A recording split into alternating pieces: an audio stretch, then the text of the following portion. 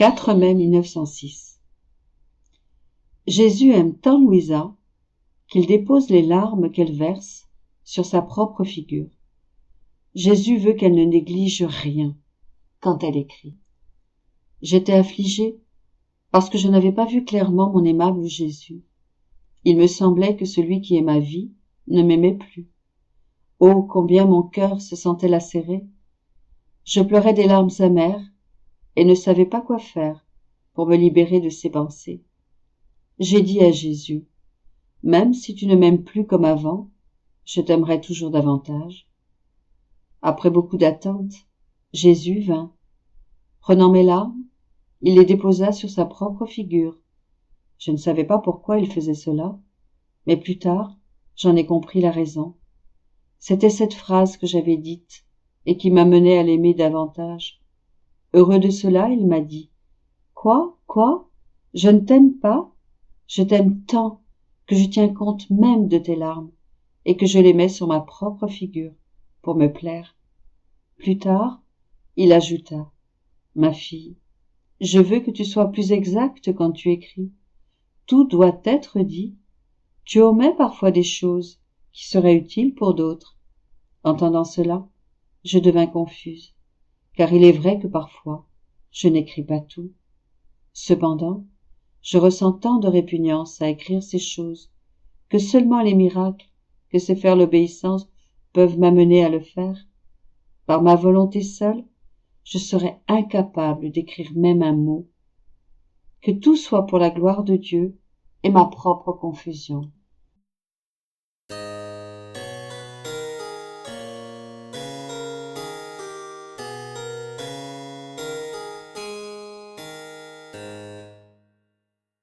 « 4 mai 1919. Jésus établit son trône royal sur la terre, dans les âmes de ceux qui vivent dans sa volonté. Je me sentais noyée dans les privations et l'amertume. Seule la volonté de mon Jésus, qui est ma force et ma vie, me permettait de survivre. Pour un bref moment, mon doux Jésus se montra en moi. Il était très affligé et pensif, et tenait son front entre ses mains. Je lui ai dit, « Jésus, qu'est-ce qui ne va pas, qui te rend si affligé et pensif ?» Me regardant, il me dit, « Ma fille, de l'intérieur de ton cœur, je suis en train de décider du sort du monde. Mon trône sur la terre est situé dans ton cœur. De ce trône, je vois le monde, la folie des créatures, le précipice qu'elles se creusent. Je me sens mis de côté, comme si j'étais rien pour elles. Ainsi, je suis contraint de leur retirer non seulement la lumière de ma grâce, mais même celle de leur raison naturelle, afin de les confondre et de leur faire toucher du doigt ce qu'est l'homme et ce qu'il est capable de faire. De ton cœur, je vois l'homme ingrat, et je pleure et prie pour lui. Je te veux avec moi pour me consoler et m'accompagner dans mes pleurs, mes prières et mes souffrances. Je lui dis, pauvre Jésus, comme je compatis avec toi. Ah oui, je pleurerai et prierai avec toi. Mais dis-moi, mon amour, comment est-ce possible que mon cœur soit l'emplacement de ton trône sur la terre, alors qu'il y a tant de bonnes âmes en qui tu habites et que moi, je suis si mauvaise? Jésus reprit, je t'ai choisi comme point central parce que je t'ai appelé à vivre dans ma volonté. Quiconque vit dans ma volonté est capable de me contenir complètement parce qu'il vit au centre de mon être et que je vis au centre du sien. Je vis dans son être comme si c'était le mien. Par contre, celui qui ne vit pas dans ma volonté ne peut pas tout embrasser de moi. Au mieux, je réside en lui, sans y ériger mon trône. Ah, si tous comprenaient le grand bien qu'est vivre dans ma volonté, ils rivaliseraient pour y parvenir. Mais hélas, si peu le comprennent, ils vivent plus en eux-mêmes qu'en moi.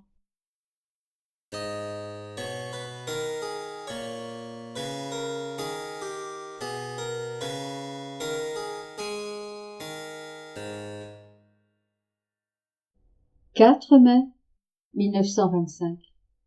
La mission de la divine volonté reflètera la très sainte Trinité sur la terre et ramènera l'homme à son état originel. Après avoir écrit ce qui précède, J'ai commencé à adorer Jésus crucifié, en me fusionnant totalement dans sa très sainte volonté. Mon bien-aimé Jésus sortit de mon intérieur, et plaçant sa très sainte face près de la mienne, il me dit tendrement, « Ma fille, as-tu tout écrit au sujet de la mission de ma volonté ?» Je répondis, « Oui, oui, j'ai tout écrit. » Il reprit, « Et si je te disais que tu n'as pas tout écrit, que tu as plutôt laissé de côté la chose la plus essentielle ? Ajoute donc. La mission de ma volonté reflètera la très sainte Trinité sur la terre. De même qu'au ciel, il y a le Père, le Fils et le Saint-Esprit, inséparables et distincts, et formant la totale béatitude du ciel, il y aura sur la terre 3 personnes, qui de par leurs missions respectives seront inséparables et distinctes. La Vierge, qui par sa maternité imite la paternité du Père céleste et possède son pouvoir pour accomplir sa mission de mère du Verbe éternel et de co-rédemptrice. Mon humanité, qui par sa mission de rédempteur comporte la divinité et le Verbe, lequel, sans jamais être séparé du Père et du Saint-Esprit, manifeste ma sagesse céleste et possède le lien qui me rend inséparable de ma maman. Et toi, pour la mission de ma volonté, toi, en qui le Saint-Esprit fera déborder son amour, te manifestant les secrets de ma volonté, ses prodiges et les biens qu'elle contient pour rendre heureuses ses créatures intéressées à connaître ma volonté, à l'aimer et à la laisser régner en elle, lui offrant leur âme, afin qu'elle y habite et puisse former sa vie en elle. Tout cela accompagné du lien d'inséparabilité entre toi, la Mère, et le Verbe éternel. Ces 3 missions sont distinctes et inséparables. Les 2 premières, à travers des souffrances inouïes, ont suscité la grâce et la lumière pour mettre en route la 3e et se fusionner avec elle, et cela sans qu'aucun ne quitte sa mission propre, chacun y trouvant le repos, puisque ma volonté est céleste repos. Ces missions ne seront pas répétées, parce que l'exubérance de grâce, de lumière et de connaissance qu'elles contiennent est telle que toutes les générations humaines pourront être remplies par elles. Les générations humaines ne seront jamais capables d'utiliser les biens dont ces missions disposent. Ces missions sont symbolisées par le soleil que j'ai créé, avec tant de lumière et de chaleur, que toutes les générations humaines peuvent en jouir surabondamment. Je n'ai pas pris en considération le fait que, au début, seuls Adam et Ève pouvaient en profiter, et que par conséquent, j'aurais pu l'équiper de seulement une lumière suffisante pour eux deux, pour ensuite augmenter sa lumière au fur et à mesure de la croissance des générations. Non, non, j'ai fait le soleil rempli de lumière, comme il est actuellement et sera par la suite.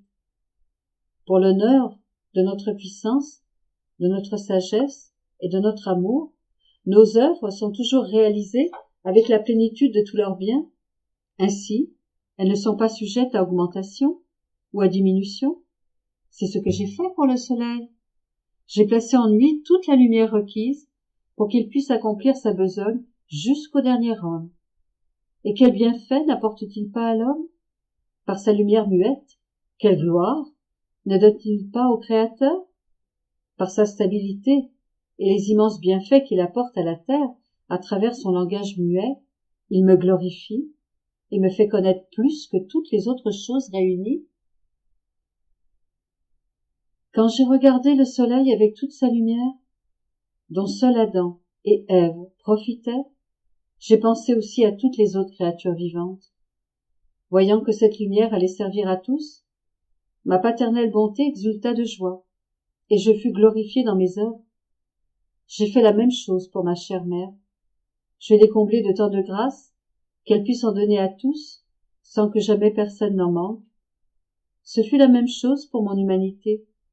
Il n'y a aucun bien qu'elle ne possède pas, y compris la divinité elle-même, afin de pouvoir dispenser ses biens à quiconque en veut. J'ai fait ainsi pour toi. J'ai déposé ma volonté en toi, ainsi que ma propre personne, auquel j'ai joint la connaissance, les secrets et la lumière de ma volonté.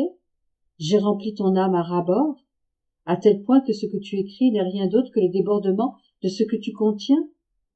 Et bien que, présentement, ces connaissances ne servent qu'à toi, sauf quelques lueurs de lumière atteignant quelques autres personnes, je suis content, parce que, étant lumière plus que le soleil, ces connaissances feront leur chemin par elles-mêmes pour illuminer les générations humaines et amener nos œuvres à leur accomplissement, c'est-à-dire que notre volonté soit connue et aimée et qu'elle règne comme vie des créatures, ce qui est le but premier de la création.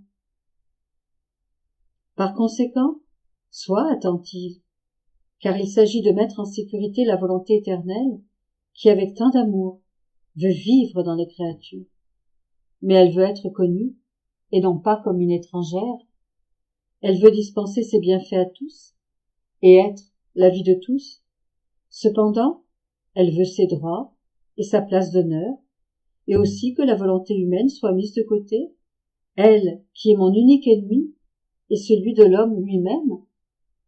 La mission de ma volonté était le but de la création de l'homme. Ma divinité n'a jamais quitté le ciel et son trône, mais ma volonté l'a fait. Elle est descendue dans toutes les choses créées et a formé sa vie en elles. Et bien que toutes les choses me reconnaissent et que je vive en elles avec majesté, l'homme seul m'a rejeté. Mais je veux le conquérir et par conséquent, ma mission n'est pas terminée. C'est ainsi que je t'ai appelé, te confiant ma propre mission, afin que tu places sur les genoux de ma volonté l'homme qui s'en est éloigné, et que tout revienne en ma volonté. Par conséquent, ne sois pas surprise de toutes les choses grandes et merveilleuses que je te dis concernant cette mission ou de toutes les grâces que je te donne. Il ne s'agit pas ici de faire une sainte ou de sauver les générations, mais de placer en sécurité la divine volonté, que tous puissent revenir à leur origine et que soit atteint l'objectif de ma volonté. «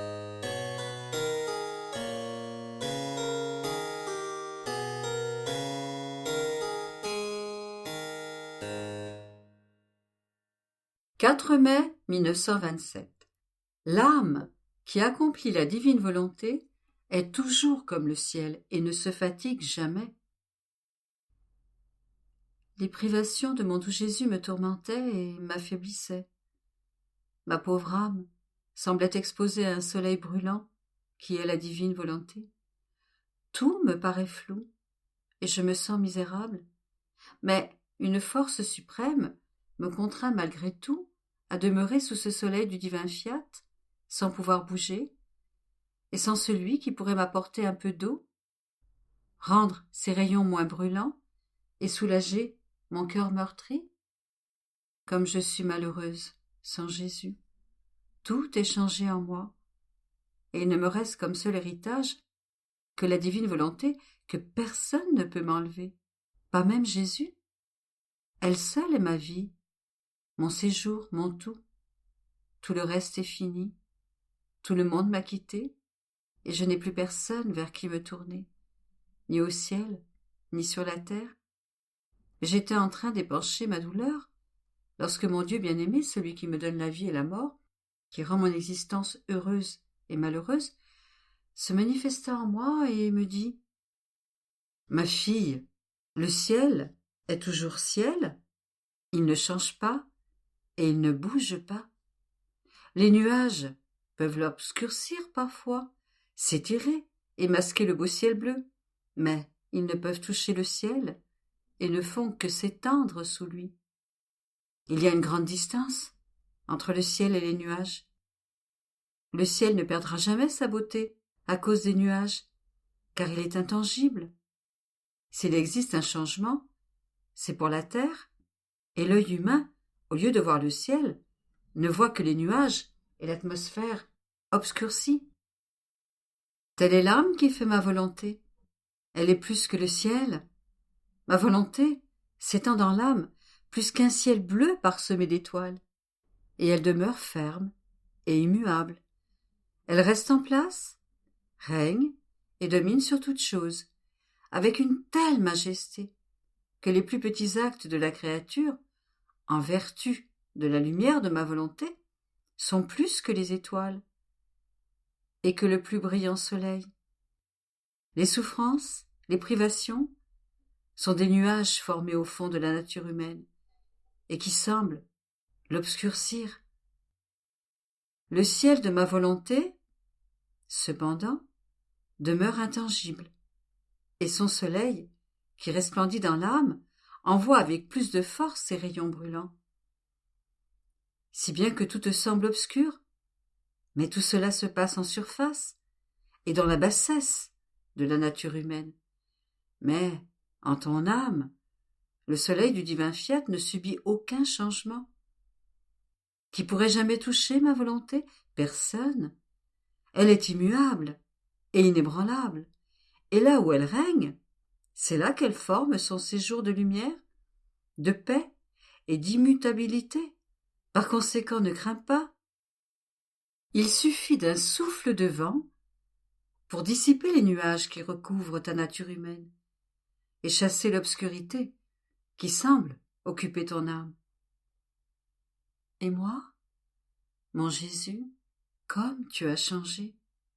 On dirait même que tu ne veux plus rien me dire concernant ta divine volonté. Et Jésus ajouta, « Ma fille, ma volonté ne se fatigue jamais.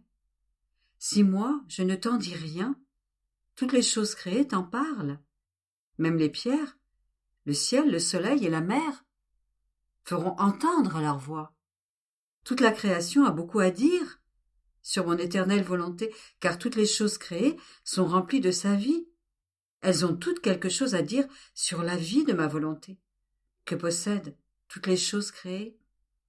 C'est pourquoi un peu d'attention accordée à quelque chose que tu regardes ou que tu touches te permettra d'entendre une nouvelle leçon de ma volonté. «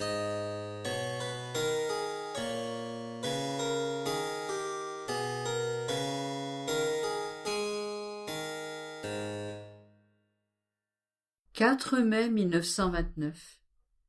Puissance, enchantement et empire d'une âme qui vit dans la divine volonté. Comment toute chose tourne autour d'elle et comment elle règne sur son Créateur lui-même. Mon abandon dans le divin fiat continue et mon pauvre esprit s'arrête ici et là, mais il est incapable de sortir de l'immensité de ses frontières infinies. Je ne trouve d'ailleurs ni passage, ni porte de sortie. Et lorsque je me déplace dans le divin vouloir, je le laisse derrière moi pour le retrouver devant moi, dans toute sa majesté, à droite comme à gauche, et même sous mes pieds. Et il me dit, « Je suis tout à toi pour te donner ma vie et la former en toi. Ainsi, il n'existe rien d'autre pour toi que ma divine et adorable volonté. Et mon pauvre esprit errait en elle lorsque mon doux Jésus se manifesta en moi et me dit, « Ma fille, celle qui vit dans mon divin vouloir ressent en elle l'acte continuel et constant de l'action divine de mon divin fiat. Cet acte continuel, généré par sa puissance dans la créature, a sur toute chose une force et un empire tel que tout est conquis par son doux enchantement, de telle sorte que tout tourne autour d'elle. Les anges, les saints, la sacro-sainte Trinité, les sphères et toute la création. Tous veulent être les spectateurs de la scène si douce, si belle et si charmante de l'acte continuel de la créature dans le divin fiat. La créature pénètre dans la banque de l'être suprême et en s'unissant à l'acte continuel de son Créateur, elle ne fait que retirer, par son acte continuel, les innombrables beautés, les doux sons, les insurpassables raretés des qualités de son Créateur. Et ce qui enchante le plus, c'est de voir sa petitesse qui, toute audace et tout courage, sans crainte aucune, comme si elle voulait dominer son Créateur lui-même, lui procurer du plaisir, faire de lui son captif, lui demander le règne de sa volonté sur la terre, prendre et sortir de la banque divine toutes nos joies et notre bonheur, comme si elle voulait les épuiser. Et voyant qu'elle n'en voit pas la fin, elle ne se fatigue pas, elle répète son acte continuel de telle sorte que tous attendent qu'elle ait fini. Et voyant qu'elle ne s'arrête pas, ils se pressent autour d'elle, si bien qu'elle devient le point central et que tous tournent autour d'elle, pour ne pas perdre un spectacle si consolant et jamais vu encore auparavant, c'est-à-dire l'acte continuel de la petitesse dans l'unité du fiat suprême. Plus encore, étant donné que l'action continuelle n'appartient qu'à Dieu, et comme on la voit répétée par la créature, elle cause la plus grande des surprises, et surprend le ciel et la terre. Ma petite fille, si tu savais ce que signifie un acte continuel dans ma volonté, cet acte est incompréhensible à l'esprit créé. La créature est le double de notre acte continuel. Elle entre dans notre acte et fait se lever et sortir notre beauté rare, notre amour invincible, notre puissance qui peut tout, notre immensité qui embrasse toutes choses, et, en les présentant à tous, elle voudrait leur dire à tous « Regardez qui est notre Créateur ». Et nous la laissons faire, et nous prenons plaisir à voir que la petitesse de la créature veut nous donner notre paradis et notre être divin, comme s'ils étaient et les nôtres et les siens propres. Y a-t-il une chose que la créature qui vit dans notre fiat ne puisse pas faire ou ne pas nous donner? Aucune. D'autant plus que, parce que cette heureuse créature est sur la terre, en vertu de son libre arbitre, elle possède la vertu conquérante que même les saints dans le ciel ne possèdent pas. Et elle peut, avec elle, conquérir et multiplier tout le bien qu'elle veut. Et notre volonté, qui la garde en elle-même, fait d'elle la conquérante de notre être divin. «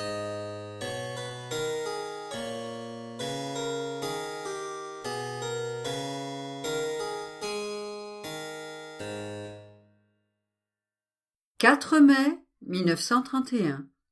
Puissance de la parole de Jésus. Comment les actes répétés sont comme la sève pour les plantes. Les souffrances forcées perdent leur fraîcheur. Jésus veut être libre dans l'âme. Mon abandon dans la divine volonté continue. Son doux empire entraîne ma pauvre volonté qui voudrait fuir les douloureuses circonstances dans lesquelles je me trouve. Mais le fiat omnipotent, avec la force irrésistible de sa lumière, dirigée sur la nuit de ma volonté, m'en empêche et forme le jour de lumière dans mon âme qui me pousse à faire mes petits actes dans son divin vouloir. Et je me disais, pourquoi Jésus tient-il tant à ce que je n'arrête pas de répéter mes actes dans son adorable volonté? Et Jésus, toute tendresse et bonté, me dit « Ma fille, parce que tous les actes que tu fais en toi sont des actes enseignés et formés par moi, de sorte qu'ils sont mes actes, et je ne veux pas te laisser en arrière, sans être unie avec moi pour les suivre, car il faut que tu saches que lorsque j'accomplis une œuvre dans l'âme, lorsque je parle et que j'enseigne, ton Jésus a le pouvoir de convertir en nature le bien enseigné et formé dans la créature, et le bien de nature ne peut pas être détruit. C'est comme si Dieu te donnait la vue comme propriété de ta nature et qu'elle ne te servait pas à regarder, la voix, les mains, les pieds, et qu'il ne te servait pas à voir, à parler, à travailler et à marcher. Ne serait-ce pas condamnable? Or, lorsque je donne des dons de nature au corps, quand je parle, ma parole créatrice a le pouvoir de donner en nature à l'âme le don que je veux faire par ma parole. Parce qu'un seul de mes fiat contient un ciel, un soleil, une prière incessante pour le don, avec quoi mon fiat a le pouvoir de le convertir en don de nature de l'âme, de sorte que ce que tu fais en toi, ce sont des dons de nature que ma parole a formés en toi, et tu veilleras par conséquent à ne pas rendre mes dons inutiles. Je les ai mis en toi, afin que, avec ces actes répétés de mon vouloir, nous puissions demander ensemble le grand don que ma divine volonté vienne régner sur la terre. D'autant plus, ma chère fille, que les actes répétés sont comme la sève de la plante. Sans elle, la plante sèche et ne peut produire ni fleurs ni fruits. La sève est le sang vital de la plante qui circule en elle, la conserve, la fait grandir et produire les fruits les plus beaux et les plus savoureux pour former la gloire et le bénéfice du fermier. Mais cette sève n'est pas formée d'elle-même par la plante, car le fermier doit veiller à arroser et cultiver la plante, et pas seulement une fois, mais sans cesse, lui donnant comme de nature suffisamment de sève pour que la pauvre plante puisse trouver sa nourriture quotidienne, pour grandir et donner ses fruits à celui qui la cultive. Mais si le fermier est paresseux, la plante perd sa sève et meurt. Tu vois ainsi que ce sont les actes répétés, le sang de l'âme, l'aliment, la conservation et la croissance de mes dons. J'en suis le céleste fermier et ne risque pas d'être paresseux.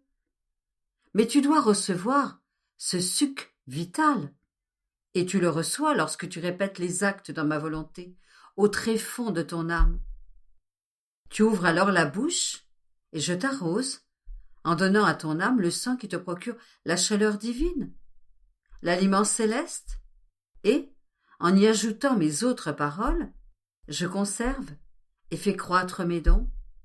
Oh, si la plante avait la raison et était capable de refuser d'être arrosée par le fermier, quel serait le sort de cette pauvre plante? Celui de perdre la vie. Et quelle serait la souffrance du pauvre fermier? Ainsi, répéter les actes, c'est vouloir la vie, c'est prendre la nourriture, la répétition, c'est aimer et apprécier, et c'est pour satisfaire les désirs du céleste fermier et le rendre heureux que j'ai travaillé dans le champ de ton âme, avec tant d'amour. Et lorsque je te vois répéter tes actes, seul ou avec moi, tu me donnes les fruits de mon labeur, et je me sens aimé de nouveau et récompensé pour les nombreux dons que je t'ai faits, et je me dispose à t'en faire de plus grands. Par conséquent, sois attentive, et que ta souffrance soit la force victorieuse, capable de conquérir et de dominer ton Jésus.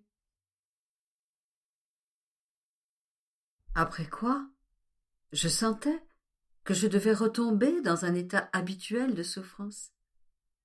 Et compte tenu des conditions existantes, que j'avais de la répugnance à accepter, ma pauvre nature tremblait, et j'ai dit, avec mon doux Jésus, « Père, si c'est possible, que ce calice s'éloigne de moi, mais que ta volonté soit faite, et non la mienne. » Et mon bien-aimé Jésus ajouta, « Ma fille, je ne veux pas des souffrances forcées, mais volontaires, car les souffrances forcées perdent la fraîcheur, la beauté et le doux enchantement de leur ressemblance.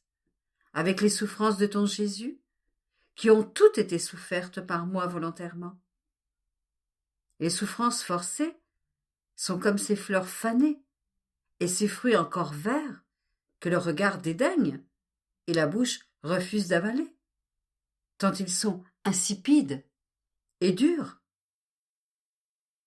Tu devrais savoir que lorsque je choisis une âme, je forme en elle ma résidence, et je veux être libre de faire ce que je veux dans ma maison, d'y habiter comme il me plaît, sans restriction de la part de la créature.